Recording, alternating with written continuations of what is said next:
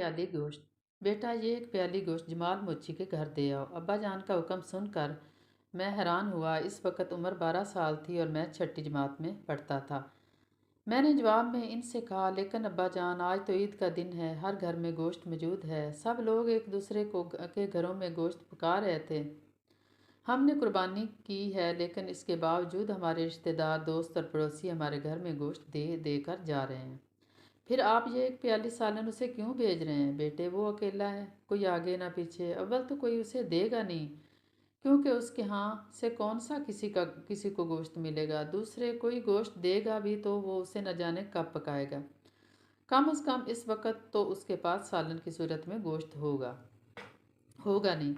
जी अच्छा अब्बा जान, लाइए दे आता हूँ। मैंने प्याली उनसे ले ली और घर से निकल आया। बाजार लोहारा में हमारी दुकान के बिल्कुल सामने सड़क के किनारे जमाल मोची जूतियाँ मरम्मत करता था।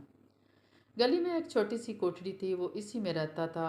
मैंने प्याली उठाए इसकी कोठरी के दरवाजे पर पहुंचा तो वो चूल्हे पर हांडी रखे हुए था। नज़र आया, हांडी के नीचे आग जल रही थी और हांडी में कुछ पका रहा था। मैं अस्सलामु अलैकुम कह कर अंदर दाखिल हुआ तो उसने मेरी तरफ देखा। इस वक्त मैं दिल ही दिल में अब्बा जान पर अपना गुस्सा उतार चुका था और अपने आप से ये कह रहा था कि बिला वजह उन्होंने एक प्याली गोश्त भेजा, ये तो गोश्त पका रहा है। ओ आओ बेटा जमाल।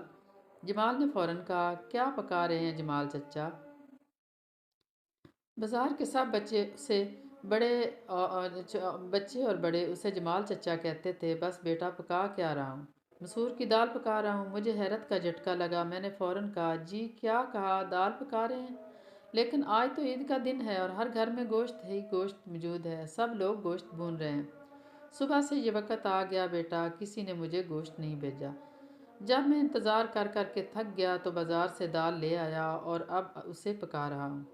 ओहो, ये लें, अब्बा जान ने पका पकाया गोश्त आपके लिए भेजा है। वाह बेटा वाह, ये काम किया है आपके अब्बा ने। चलो, मैं भी ईद के दिन गोश्त खा ही लूँगा, वरना ये हसरत रहती कि ईद के दिन भी गोश्त ना खा सका। अच्छा जमाल चचा, मैं चला, प्याली फिर किसी वक्त ले लूँगा।